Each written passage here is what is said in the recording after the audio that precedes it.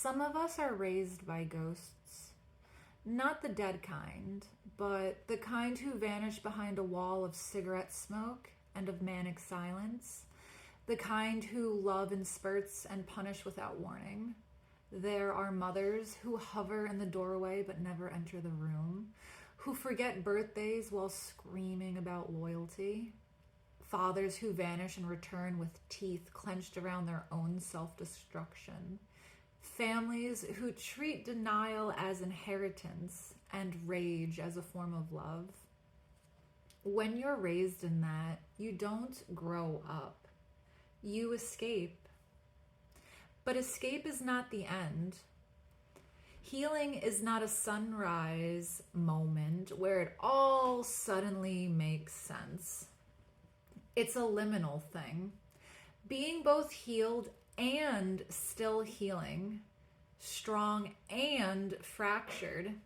It's existing as your own parent, your own lifeline, your own witness. It's realizing that adulthood doesn't mean your mother becomes a different person. It means that you finally do. And there's something unspoken about what happens when the narcissist ages. When the fire dims and all that's left is a whisper. When they become small and pitiful and alone. And it's tempting to want redemption then. To believe that maybe their brokenness has softened into remorse. But often they have not changed. They've just run out of fuel. And that sad, quiet version of them still can't hold your grief. They still can't say, yeah, I did that. I failed you. I'm sorry.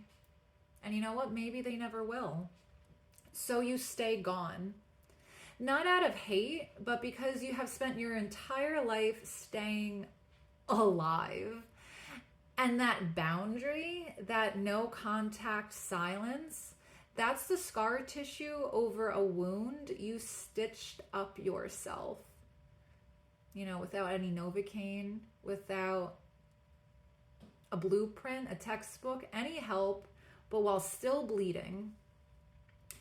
And, just when you think you finally carved a space for breath, for art, for creativity, for safety, for something real, you find that the next generation of ghosts are waiting in the wings.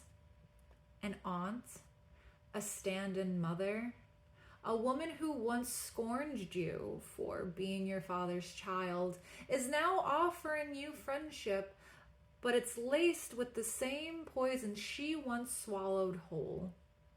She says she hated your grandparents because they enabled your father. And she's right. But she also made sure that they died invisible. No service, no goodbye, no photos, no closure. And then suddenly, you're watching a person who claims to detest dysfunction, who is committed to self-healing, become the most faithless vessel. You tried to love those grandparents despite it all. And she tried to erase them. That's the legacy that some people survive by becoming the very curse that they ran from. And you know what? Shadow work is not poetry.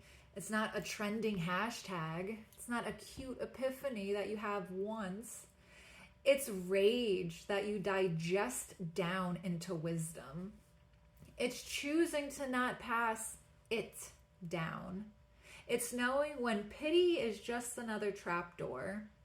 It's staying gone, not out of bitterness, but out of self-preservation and love for your own life. Because ghosts don't change.